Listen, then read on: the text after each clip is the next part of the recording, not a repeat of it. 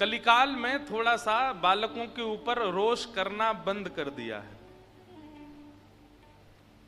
रोष करने की कोई हम आज्ञा नहीं दे रहे हैं आपको, लेकिन कई बार रोष हो जाता है तो आपकी जो प्रतिक्रिया होती है ना, वो बड़ी विचित्र होती है। कई बालक माता पिता से लड़ते हुए पाए जाते हैं। गुरुजन थोड़ा नाराज हो जाएं तो शिष्य उनके पास जाना बंद कर देते हैं। हमारे शास्त्र आज्ञा करते हैं, क्रोधापि देवेन वरेण तुल्यम। बड़े लोगों का क्रोध वरदान के समान होता है। इसलिए बाल्यकाल में या अपने शिष्यत्व में यदि श्रेष्ठ जनों का कभी क्रोध प्राप्त हो जाए ना, तो उसको स्वीकार कीजिए और प्रतीक्षा कीजिए। आज इन्होंने क्रोध किया है और इसको मैंने सहा है, इस क्रोध का फल मुझे कुछ अद्भुत ही मिलेगा। ऐसा देखा जाता है। परीक्षित जी महाराज को 7 दिन में मरने का श्राप लगा है, पर परीक्षित इस भाव से व्याकुल नहीं है, बल्कि उनकी व्याकुलता का कारण यह है कि मेरे पास केवल 7 दिन शेष हैं। इन 7 दिनों में मुझे मुक्ति मिले, मैं अपने जीवन का उद्धार करूं, वो कैसे संभव हो, इसका विचार कर रहे हैं। सब लोग इधर देखो, ध्यान से सुनो, बहुत ध्यान से सुनो। विपरीत अवस्था सबके जीवन में आती है। विपरीत अवस्था में जो निर्णय लिया जाता है ना, वह निर्णय ही आपको भगवत प्रिय बनाता है। हमारी बात को बहुत ध्यान से सुनिएगा, ये एक सूत्र दे रहे हैं आपको। अनुकूल अवस्था में ऐसा आप माने कि ठाकुर जी आपको देख नहीं रहे हैं, क्योंकि अनुकूल अवस्था से सब बढ़िया चल रहा है, समय से भोजन चल रहा है, कोई टेंशन नहीं है, रात में समय से सो रहे हैं, समय से उठ रहे हैं, खूब खा रहे हैं, पी रहे हैं, आनंद कर रहे हैं, धन भी आ रहा है, सब बढ़िया, बिल्कुल सेटलमेंट चल रहा है। तो समझो ठाकुर जी की दृष्टि अभी नहीं है। लेकिन जैसे ही ठाकुर जी देखना प्रारंभ करते हैं ना, तो फिर विपरीतता आती है, और वो विपरीत अवस्था में आपके द्वारा किया गया निर्णय, उसको ठाकुर जी बहुत ध्यान से देखते हैं। अब ये क्या निर्णय लेगा, कैसे निर्णय लेगा।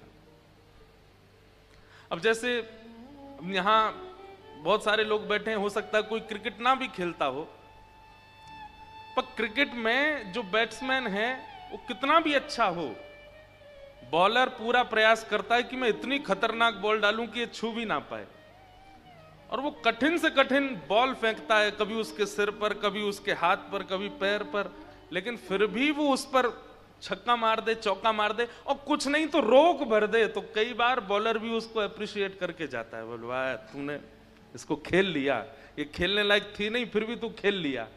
और छक्का मार दे तो फिर पूरा स्टेडियम ही खड़ा हो जाता है। ठीक वैसे ही ये कर्म रूपी बॉलर हमारे सर से लेके पैर की एक एक नस को देख लेता है, और हर उस नस पे एक और चीज होती है क्रिकेट में, जब इंटरनेशनल क्रिकेट होता है ना, प्लेयर को कई बार बॉल लग जाती है तो बॉलर जानबूझ के जहां लगी है वहीं बॉल मारता है कि ये आउट हो, ये कैसे भी जाए, लेकिन फिर भी बॉलर खेल जाता है तो उसके फिर सालों तक चर्चा रहती है। अब ये बात मैं इसलिए, मैं क्रिकेट खेलता हूं इसलिए इस भाव से बता रहा हूं। हमारे जीवन में आने वाली विपरीत अवस्था, ठाकुर जी को विपरीतता देना अच्छा नहीं लगता। हमारे जीवन में विपरीतता ठाकुर जी देते भी नहीं। मैं एक बात कथा में, ठाकुर जी पे इतना समय नहीं है कि वो अरे वो राम जी हैं हरिद्वार में, उनको मुझे विपरीतता देनी है, नहीं। इतने करोड़ों के ब्रह्मांड में उनको पता भी होगा कि कौन हरिद्वार में बैठा है, कौन कहां बैठा है। अरबों खरबों की मानवों की जनसंख्या, उसके बाद अरबों खरबों जल के जीव, पशु पक्षी, सब ठाकुर जी का ध्यान, सबका ठाकुर जी ध्यान रखते हैं। इतनी भीड़ में ठाकुर जी को पता भी होगा कि मुझे इंद्रेश को दुख देना है? नहीं। ये तो हमारे प्रारब्ध है, ये तो कर्म है, कर्म के भाव से आता है। लेकिन जब विपरीतता आती है, उस विपरीतता में जो निर्णय हम लेते हैं वो ठाकुर जी देखते हैं, वो ठाकुर जी देखते हैं कि इसके जीवन में अब कठिन स्थिति आई है, अब ये क्या निर्णय ले रहा है, ये कैसे एक्शन ले रहा है, क्या विचार कर रहा है, अब क्या सोच रहा है, उससे ठाकुर जी प्रसन्न होते हैं। इसलिए विपरीतता जीवन में जब आती है उससे विचलित मत होइए, बल्कि सद्गुरुओं के चरण पकड़ के इन सत्संगों के माध्यम से उस विपरीतता का समाधान ढूंढिए, उसमें एक ऐसा निर्णय लीजिए अब कई लोग होते हैं, विपरीतता सबके जीवन में आती है, पर उसमें जब आप टूट के रोने लगते हो, ठाकुर जी कहते हैं अब ये हार गया। कई लोग यहां ऐसे बैठे होंगे जो ये कह रहे होंगे, महाराज जी आपको क्या पता, आप तो व्यास मंच पे बैठे हो, कितनी विपरीत परिस्थिति आती है। चलो आपको लगता हो कि महाराज जी को नहीं पता, लेकिन हम इतने भक्तों के चरित्र पढ़ते हैं, सूरदास जी के तो नेत्र ही नहीं थे, गौरवा काका के तो हाथ ही काट दिए थे। अरे कहां तक कहें, श्री जगन्नाथ महाप्रभु के परम भक्त सदन कसाई, उनके हाथ काट दिए। सदन कसाई की कथा पता है? अब वो पूर्व की कथा तो सबको पता ही है, वो तराजू में तोलने वाली। उसके बाद सदन कसाई के मन में आया कि जब ठाकुर जी मेरे लिए रत्न सिंहासन छोड़ करके मेरे तराजू पर बैठने दोबारा आ सकते हैं, तो मैं इनके लिए मांस विक्रय नहीं छोड़ सकता। और उसी दिन सदन कसाई ने अपनी दुकान बंद कर दी, मांस विक्रय बंद कर दिया, और उसने मन में विचार किया कि अब मैं जगन्नाथपुरी दर्शन करने जाऊंगा। जगन्नाथपुरी के लिए सदन कसाई जब निकला तो पहले ऊंच नीच की भावना बहुत ज्यादा थी, तो कई लोगों ने सदन को टोक दिया, बोले तू ये इस मार्ग पर मत चल। क्यों? बोले इस पे संत चल रहे हैं, इस पे भक्त चल रहे हैं, इस पे बड़े बड़े लोग चल रहे हैं, तुम नीचे चलो। तो बेचारा सदन नीचे मार्ग पर चलने लगे, जिस पर कांटे भी हैं, पत्थर भी हैं, कंकड़ भी हैं। जगन्नाथ भगवान का दर्शन करने के लिए जा रहे हैं। कुछ दिन चलते चलते रात में एक नगर में रुके, तो जहां सदन कसाई रुके वहीं पास में ही एक भवन था, एक घर था, और उसके ऊपर खिड़की पर एक परम सुंदर युवती खड़ी थी, और उसका मन सदन जी पर आ चुका था। सदन जी ने उसको देखा तो देख करके उसको हाथ जोड़े प्रणाम किया, लेकिन उसका जो प्रत्युत्तर था वो अच्छा नहीं था। वो प्रत्युत्तर में आकर्षण के कुछ भाव कर रही थी। सदन जी ने अपने नेत्र नीचे किए और ठाकुर जी का स्मरण करने लगे। विपरीतता आई है जीवन में, ये ठाकुर जी परीक्षा ले रहे हैं। लेकिन यही परीक्षा पूरी नहीं हुई। उसने ऐसा कुछ इशारा किया कि वो सदन जी को बोली, अगर तुम मुझे स्वीकार करो तो मैं पहले से विवाहिता हूं, मैं अपने पति को मार के तुम्हारे साथ चल दूंगी। तो सदन जी ने उसको मना किया, लेकिन फिर भी मनचली स्त्री नहीं मानी, उसने पति को मार दिया और मार करके सदन जी के पास आ गई और सदन जी से आगे बोली, मुझसे ब्याह करो, मेरे को अपने संग रखो। सदन जी चरण पड़े, बोले मैं तो कहां रखूंगा आपको, और मैं तो बस जगन्नाथ जी से मिलने जा रहा हूं, मेरा आगे का कोई भरोसा नहीं है, मैं कोई भविष्य जीने के लिए नहीं कर रहा हूं सब कुछ। बहुत सावधानी से सुनिए सब लोग, मेरा भविष्य कोई निश्चित नहीं है, आप मेरे भरोसे मत रहिए। अब वो युवती बोली, अरे तेरे लिए मैंने पति मार दिया अपना, उसको मार करके आई हूं, तू कह रहा है कि मैं तुम्हें स्वीकार नहीं करूंगा। मुझे स्वीकार करो, नहीं तो मैं हल्ला करके पूरे गांव को बुला लूंगी। सदन जी बोले, मैं बाकी सब सह लूंगा, लेकिन आपको स्वीकार नहीं कर पाऊंगा, क्षमा करो। और उस स्त्री ने हल्ला करके पूरे गांव को इकट्ठा किया, सबसे झूठ बोल दिया कि इसने मेरे पति को मार दिया। वैष्णव का एक स्वरूप होता है कि वो ज्यादा से ज्यादा शांत रहने का प्रयास करता है, बोलता कम है।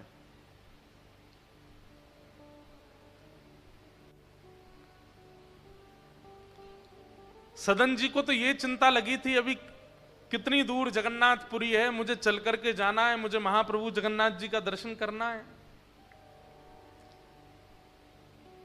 उनके चित्त में तो यही व्याकुलता सता रही थी।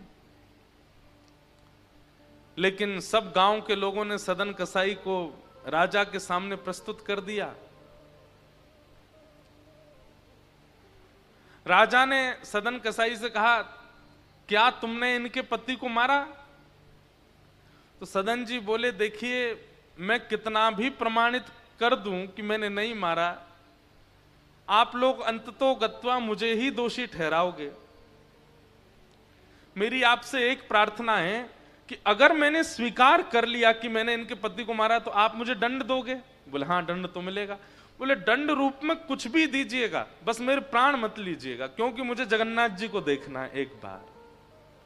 दंड रूप में आप चाहे जो कर दीजिए, बस मुझे एक बार महाप्रभु जी को देखना है।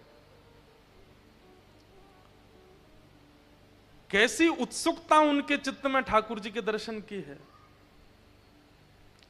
उनका दोष नहीं था, फिर भी उनको यह लग रहा था कि मैं जितनी देर यहां पर गवाहियां देता रहूंगा, बोलता रहूंगा कि मैंने नहीं मारा, मैं उतना समय और लगेगा महाप्रभु जी से मिलने में। उससे पहले उन्होंने कहा, ठीक है मैंने किया है, अब जो दंड देना है दे दीजिए, बस मुझे मारिएगा नहीं, मेरे प्राणों को जीवित रहने दीजिए जब तक मैं जगन्नाथ जी को ना देख लूं।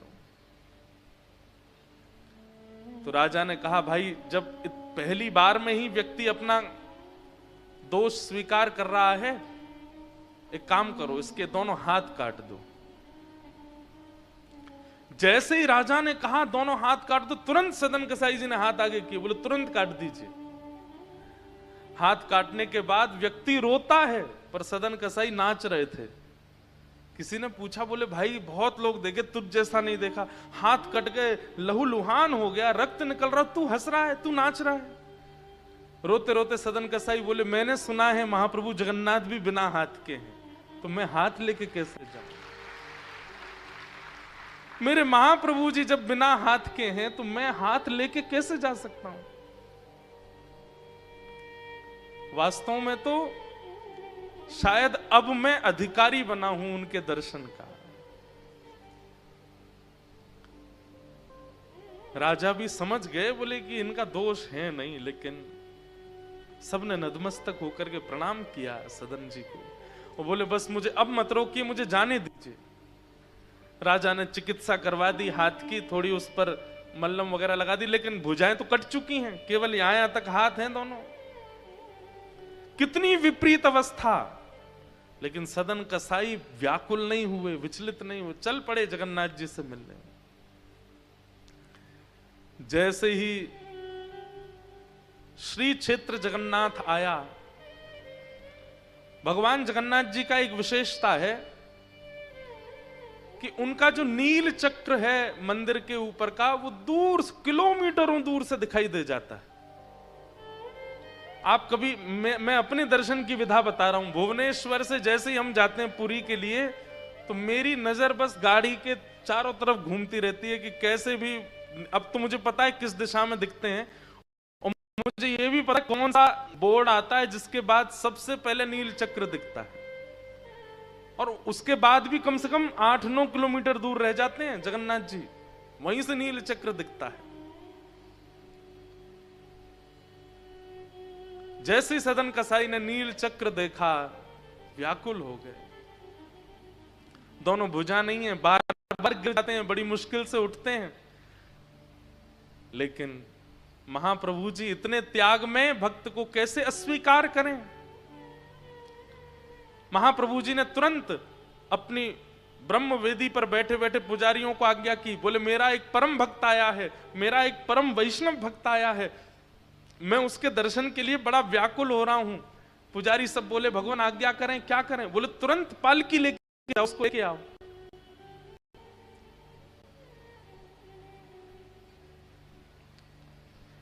पुजारी जी तुरंत पालकी लेकर के निकल पड़े। बोले कोई भगवान का अच्छा, ना तो ठाकुर जी ने रूप बताया, ना नाम बताया, ना कोई कदकाठी बताई, बस एक मेरा परम भक्त आ रहा है, उसको लेने पालकी लेके जाओ।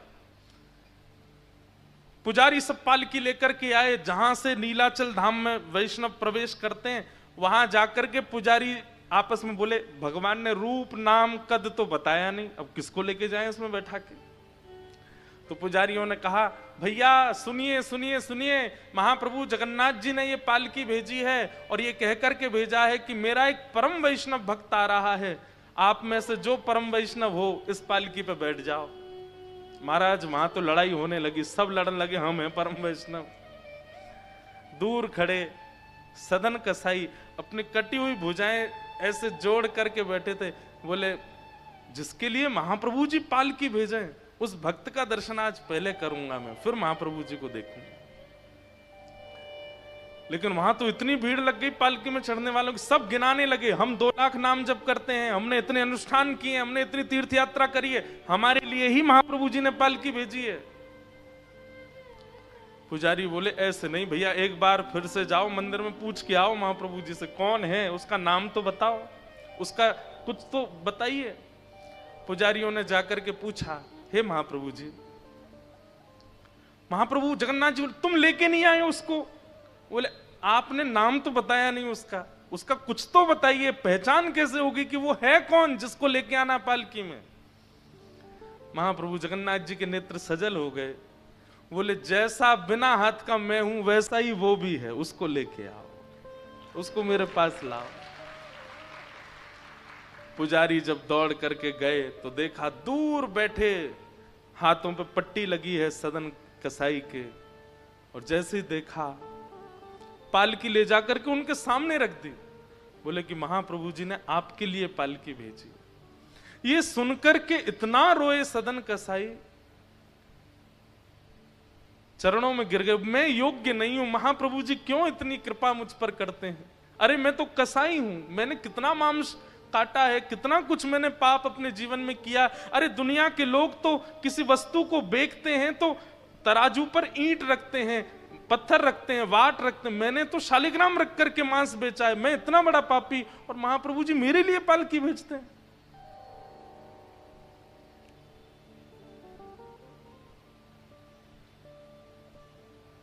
पुजारियों ने कहा बोले महाप्रभु जी हमको भी नहीं घुसने देंगे अंदर अगर आप नहीं बैठे तो।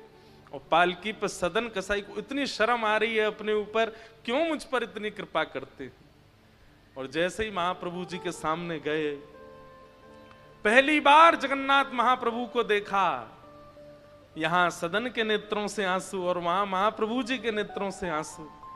जैसे ही सदन कसाई ने दंडवत प्रणाम किया, दोनों अपनी कटी कटी भुजाओं को जैसे ही महाप्रभु जी की ओर आगे किया, तुरंत उनकी भुजाएं प्रकट हो गईं और महाप्रभु जी ने कहा अब दौड़ के आओ, हृदय से लगो हमारे। और सदन कसाई को ठाकुर जी ने हृदय से लगाया। ये बात हम क्यों सुना रहे हैं? जीवन में विपरीत अवस्था सबके आती है, मुझसे लेके पीछे खड़े व्यक्ति, हर इस संसार में कोई व्यक्ति नहीं बचता विपरीत अवस्थाओं से। अगर अब तक नहीं आई हैं तो तैयारी कर लीजिए, आने वाली होंगी, आएंगी जरूर। और आके चली गई हैं तो कुछ दिन सांस ले लीजिए, फिर आने वाली हैं। ये जाएंगी कहीं नहीं। ये संसार दुखालयम शाश्वतम, श्रीमद् भागवत जी में संसार को दुखालय कहा है। यहां दुख से कोई नहीं बच सकता।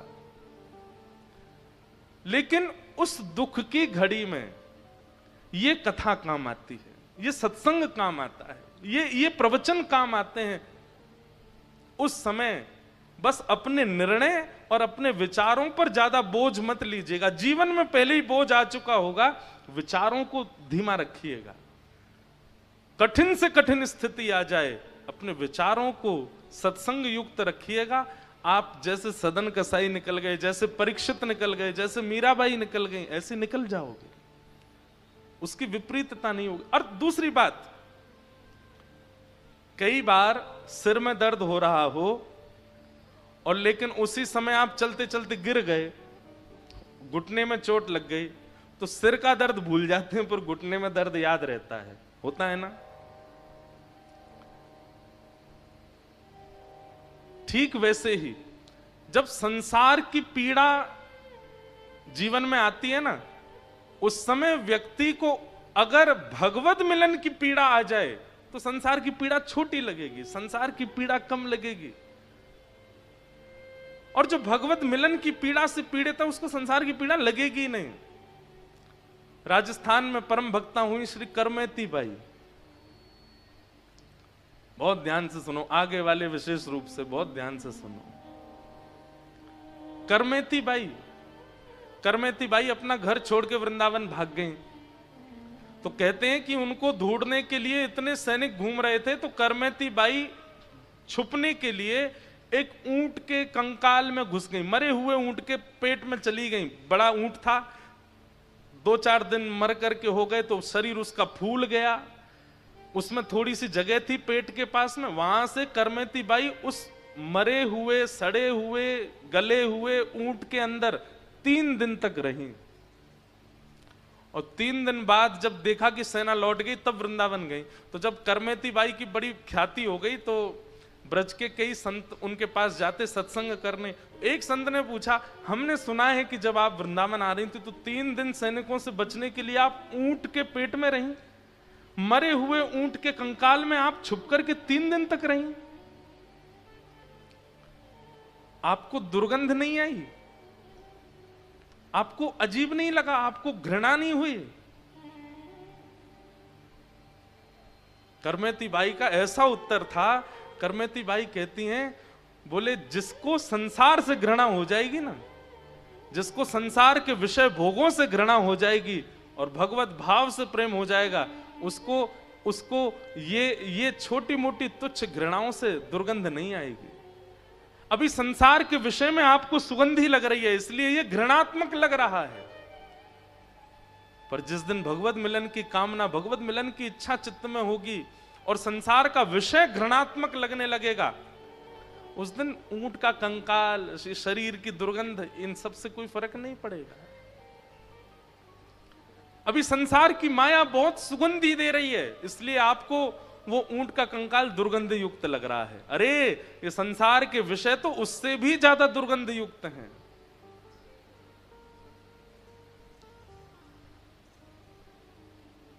विपत्ति सबके जीवन में आती है, पर उस विपत्ति से बचने के 2 ही तरीके हैं, या तो उससे जूझो, या तो उससे लड़ो, या फिर उस विपत्ति से भी ज्यादा भगवत मिलन की आस चित्त में प्रकट कर लो। तो विपत्ति छोटी लगेगी, भगवत मिलन की आस ज्यादा हो जाएगी।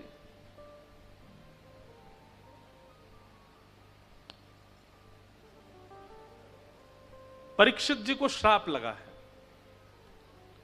पर परीक्षित जी व्याकुल नहीं हुए, तुरंत स्वयं को संभाल करके गंगा के तट पर आए और अनेक ऋषियों से आकर के पूछते हैं कि मेरे जीवन के केवल 7 दिन बचे हैं, मैं अपनी मुक्ति के लिए क्या करूं, मुझे बताओ। तब श्री सुखदेव जी का आगमन हुआ और सुखदेव जी के चरणों में जैसे ही परीक्षित जी ने कहा कि मुझे 7 दिन में मरना है, मेरी मुक्ति का उपाय बताइए।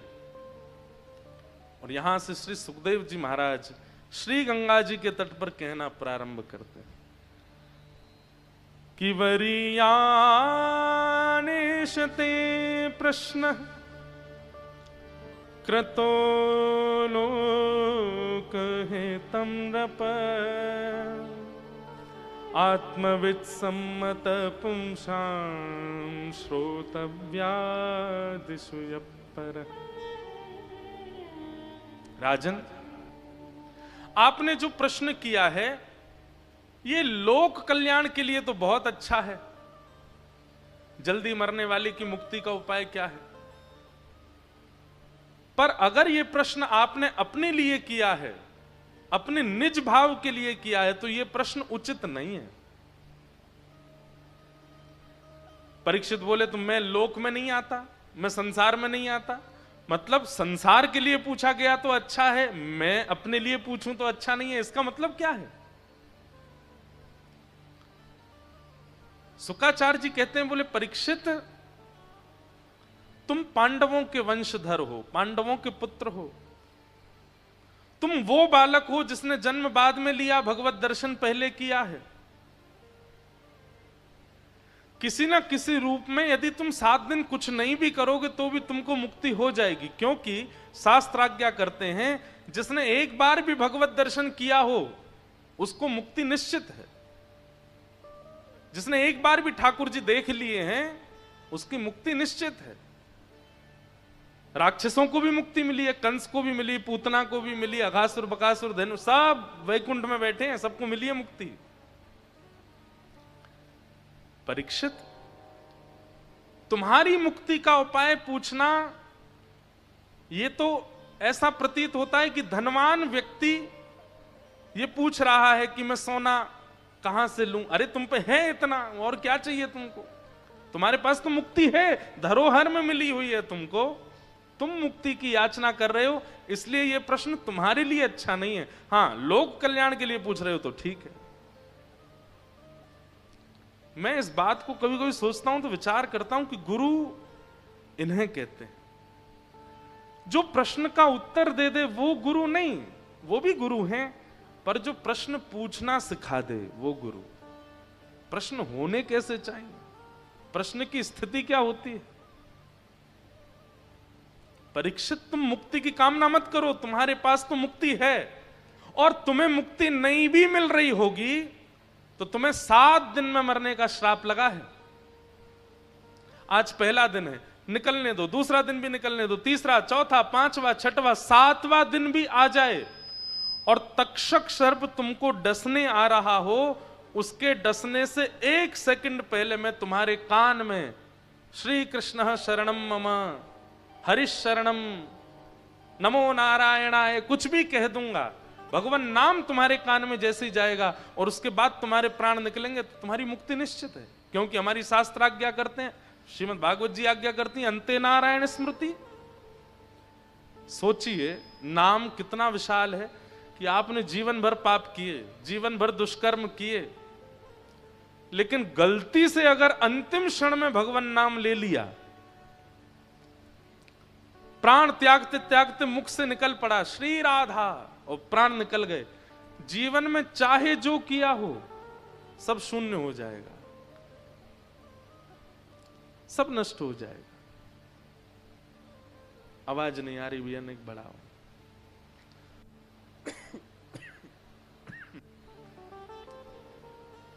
आप सबको आ रही है आवाज? किनको आ रही है हाथ ऊपर करो। थोड़ी थोड़ी और बढ़ा दो भैया।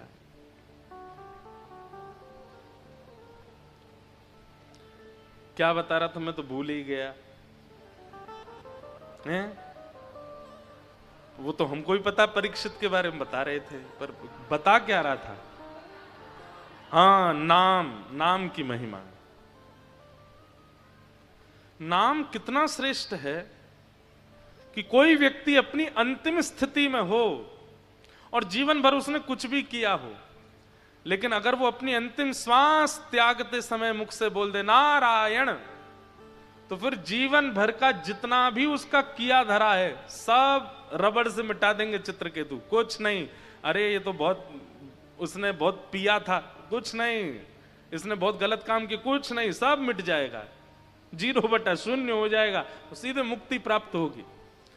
आप लोग कहोगे महाराज जी ये तो अच्छी बात नहीं, किसी ने इतना दुष्कर्म किया, परस्त्री संग किया, परपुरुष संग किया, मदिरा पान किया, मांस भक्षण किया, और वो तो नाम गा करके भगवत धाम चला जाएगा, उसका सब लेखा जोखा सब नष्ट हो जाएगा। अब हमारी बात ध्यान से सुनो। जन्म जन्म मुनि यतन कराही, अंतराम कही आवत नाही। बहुत ध्यान से सुनिए। जब व्यक्ति का अंतिम क्षण याद आता है, अंतिम क्षण आता है, मानो जैसे अंतिम सेकंड चल रहे हो किसी व्यक्ति के,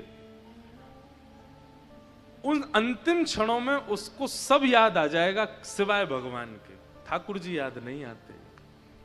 और किसी व्यक्ति को पता भी चल जाए कि मेरा अंतिम क्षण है, मेरे प्राण जाने वाले हैं, तो उसकी बुद्धि में सब घूम जाएगा। जन्म से लेकर के मृत्यु पर्यंत एक एक वो सीन जो आप भूल चुके हो वो भी याद आते हैं।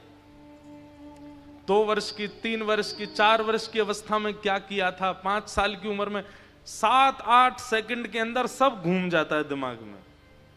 किन से ब्याह हुआ था, बच्चे कैसे हुए थे, कहाँ गए थे, किसको कितना रुपया दिया था, क्या बनाया था, किसके साथ छल किया था, किसको गाली दी थी, किससे कपट किया था, किससे झूठ बोला था, किससे निंदा की थी, किसकी स्तुति की थी, सब याद आ जाएगा।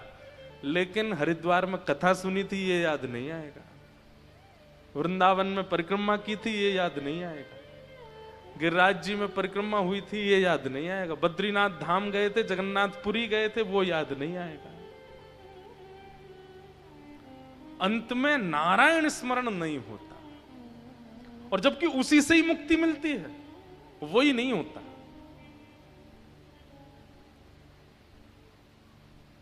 कोई व्यक्ति अगर अपने अंतिम क्षण में भगवान नाम सुन ले तो ये भागवत जी आदि शास्त्रों ने स्टैम्प पेपर पर साइन करके कहा है कि उसको मुक्ति मिल गई है, लेकिन ये संभव नहीं हो पाता। आप कहेंगे तो उसके लिए क्या करें? अंत में भगवान नाम आ जाए, उसके लिए जितनी श्वास है, जितना समय अभी जीवित है, उतना स्मरण कर लो। हाँ, एक बात हम दावे से कह सकते हैं, हमको तो कथा ही याद आएगी, क्योंकि हम करते ही कथा हैं जीवन भर। हमको तो लीला ही याद आएगी, हमको तो ठाकुर जी याद आएंगे और गिरधर लाल जी याद आएंगे। क्यों? जीवन भर किया ही क्या है? केवल तीर्थों में गए, धामों में गए, कथाएं की हैं, ठाकुर जी की सेवा की, अनुष्ठान किया है। भगवान करे नजर नहीं लगे इस बात को। जिस भाव की संख्या जीवन में ज्यादा होगी, अंतिम क्षण में वही स्मृति में आएगा।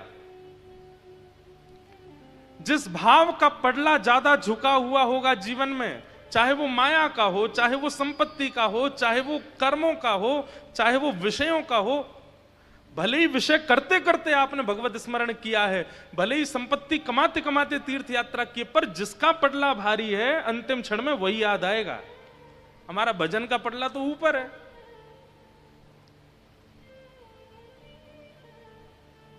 सीधी बात, आप संसार में इतने फंसे हैं कि वहां से समय निकाल करके भजन करते हैं।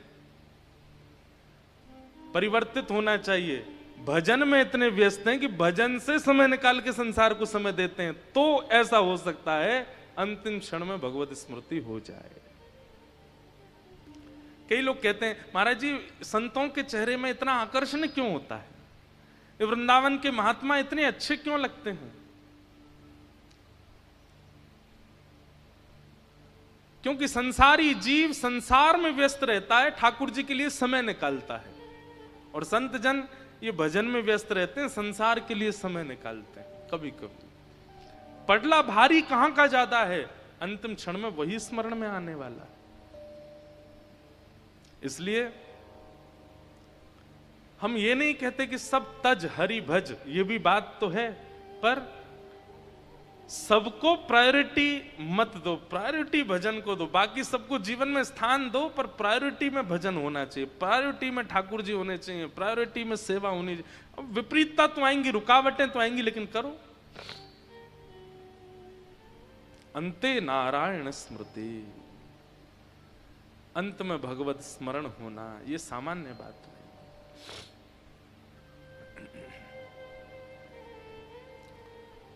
परीक्षित जी महाराज से सुखदेव जी कहते हैं, परीक्षित ये प्रश्न तुम्हारे लिए उचित नहीं है, तो फिर मैं क्या करूं?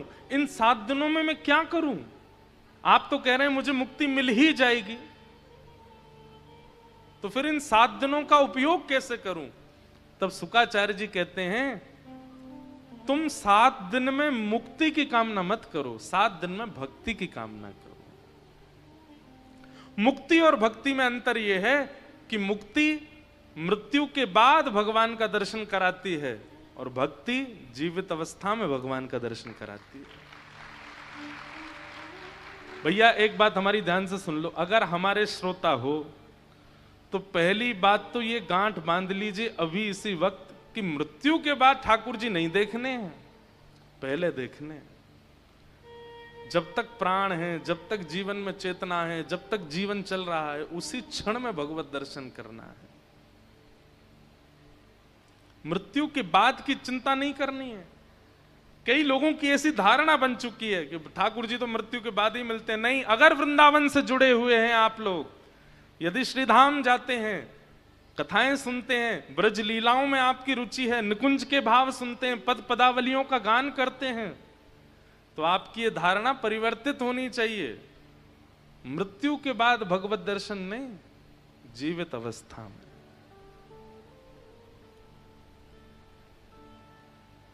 मीराबाई एक पद गाती हैं, मैं तो गिरधर के घर जाऊं, मैं तो गिरधर के घर जाऊं, मैं तो गिरधर के घर जाऊं,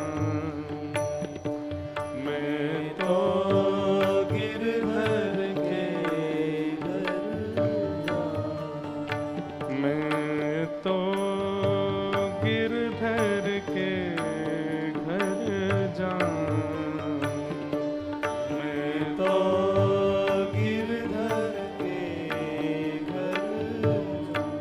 गिरधर मारो साचो प्रियतम, गिरधर मारो साचो प्रियतम। सब लोग गाओ। उद्देश्य ये होना चाहिए, भक्ति के पथ पर यदि आप चल रहे हैं तो ये उद्देश्य होना चाहिए।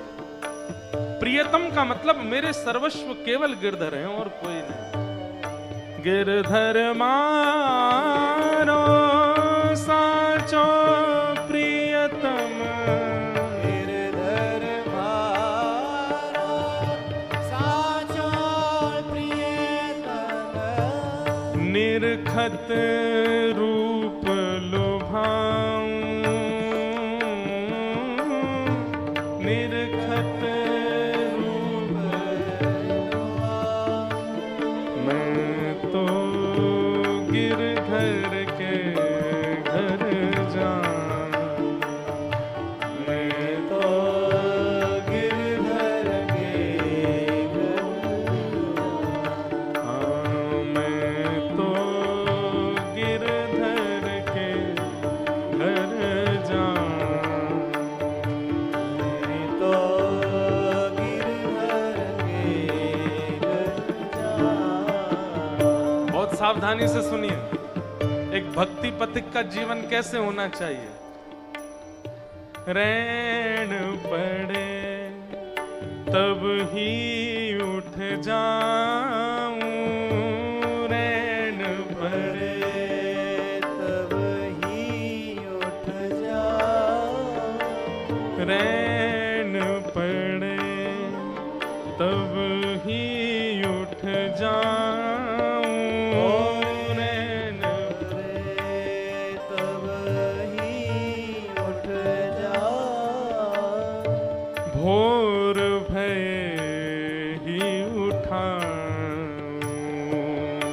हाँ भोर भय ही उठाऊं, हे रैन दिना वाके संग खेलूं, रैन दिना वाके संग खेलूं। मीराबाई के भाव क्या है? रात होते ही मैं उठ के भजन करूं और दिन होते ही ठाकुर जी को उठा के सेवा करूं। दिन भर सेवा करती हैं, रात भर भजन करती हैं। हे रैन दिना वाके संग खेलूं, रैन दिना वाके संग खेलूं। हो जो त्यों जाहिर झाऊं, जो त्यों जाहिर जाऊं,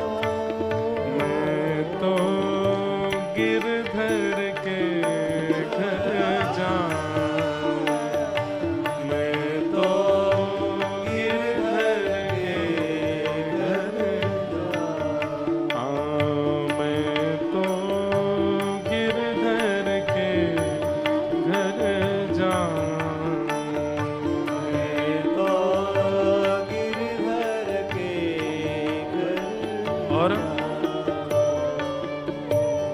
ओ जो पहरावे सो ही पहरूं, जो पहरावे सोई पहरूं, जो पहरावे सो ही पहरूं, जो पहरावे सोई पहरूं, जो दे दे सोई पाऊं,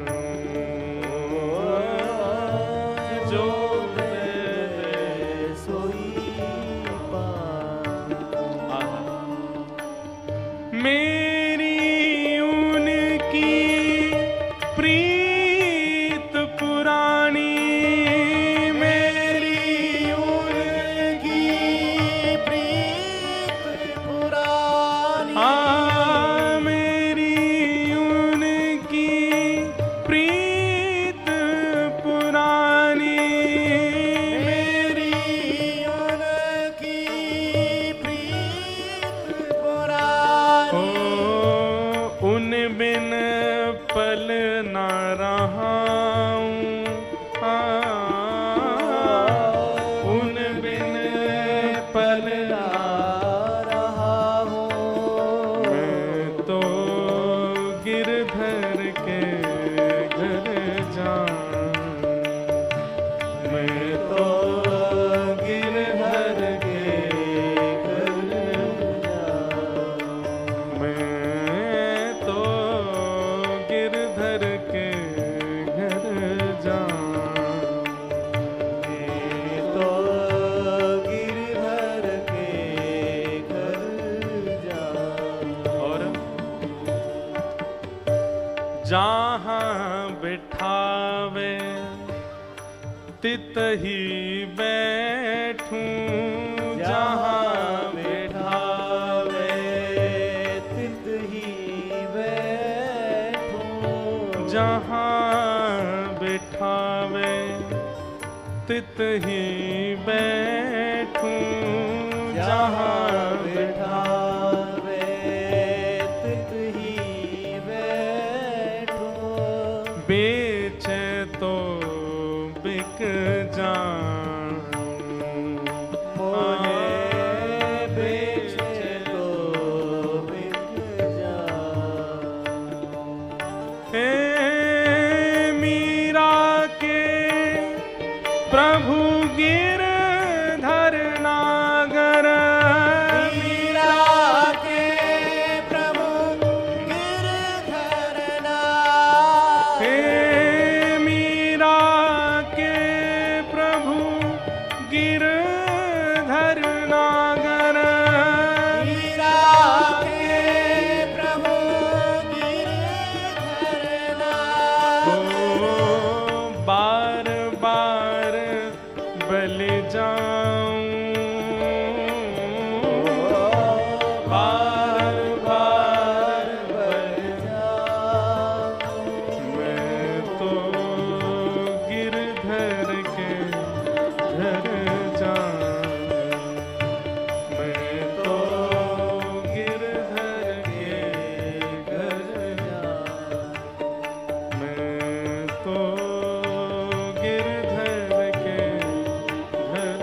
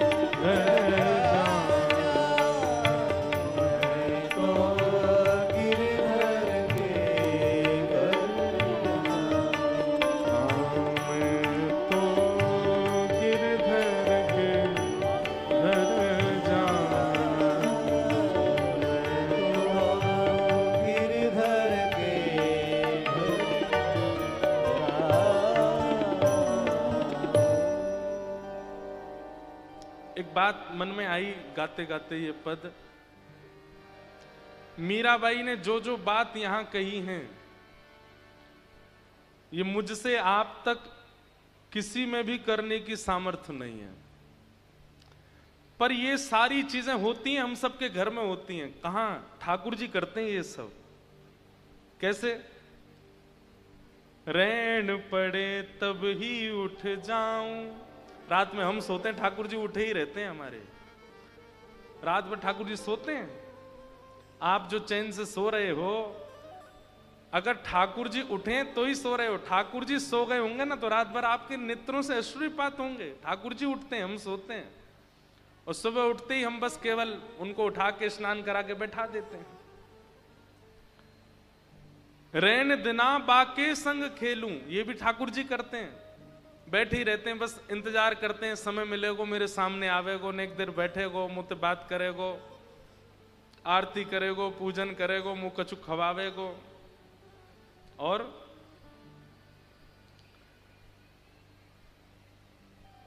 जो पहराए सोई पहरूं, मीराबाई कह रही। अब ये हम तो नहीं करते, हम तो अपनी मनपसंद पहनते हैं। ठाकुर जी पहनते हैं जो हम चाहें, जो हम चाहें उनको पहना देते हैं। जैसे चाहे मुकुट पहना दो, जैसे चाहे, लोग तो कुछ भी पहनाते हैं। कई ठाकुर जी ऐसे भी हैं जो जैकेट भी पहनते हैं। कई ठाकुर जी देखे हमने आजकल, एक तो चश्मा पहन के देखे, गॉगल पहन करके, छतरी लगा करके, यहां पे छोटी सी पाइप लगे, नीचे छोटी फ्रूटी पी रहे हैं।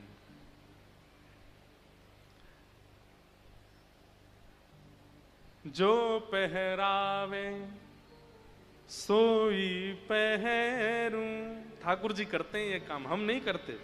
और जो दे सोई खाऊं, जो दे देते हैं सो खा लेते हैं। कई बार घर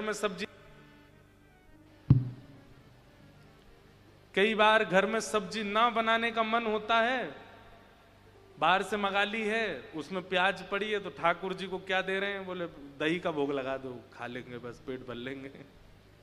खा लेते हैं बेचारे। कभी कभी मेरे मन में आती है, हम जितनी यातना देते हैं अपने सेवा के ठाकुर जी, काउदना ठाकुर जी ने भ्रगुटी टेढ़ी कर ली, बोले चल बेटा अब तक।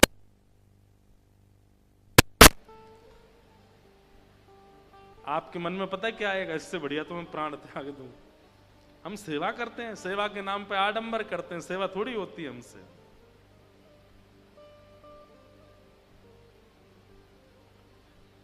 तो बस यहां 3 घंटा बैठ के सुना दूं, आप सुन लो, उसमें ही संतुष्टि रख लिया कीजिए, क्योंकि करने के लिए तो बहुत मुश्किल है। और एक और बात है, जो लोग करने का प्रयास करते हैं तो फिर उनके माता पिता रोक रहे हैं, उनके परिवारी जन रोक रहे हैं, फिर इतनी रुकावट, वो तो सबके जीवन में आई है। अब आप मेरे सामने पूछने के लिए आओगे कि क्या हो महाराज जी, बहुत माता पिता नहीं हो करने दे रहे, या पति देव ऐसे हैं, या पत्नी ऐसी है, या, तब तो मैं समझाऊंगा ही कि भाई निभाओ। लेकिन वास्तविकता तो यह है कि जिस प्रकार कोई प्रेमी अपनी प्रियतमा के लिए सबसे लड़ जाता है, ठाकुर जी के लिए लड़ जाओ सबसे। ठाकुर जी के लिए क्यों लड़ने में आपकी हालत खराब होती है? सब एक तरफ कर दो ठाकुर जी को सब समर्पित। पर यही है भक्ति का स्वरूप, प्रेम लक्षणा भक्ति का स्वरूप।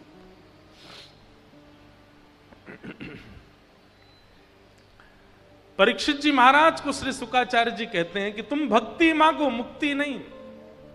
भक्ति का मतलब जीवित अवस्था में भगवान, मुक्ति का मतलब तुमको जाना पड़ेगा उनके पास, भक्ति का मतलब वो आएंगे तुम्हारे पास।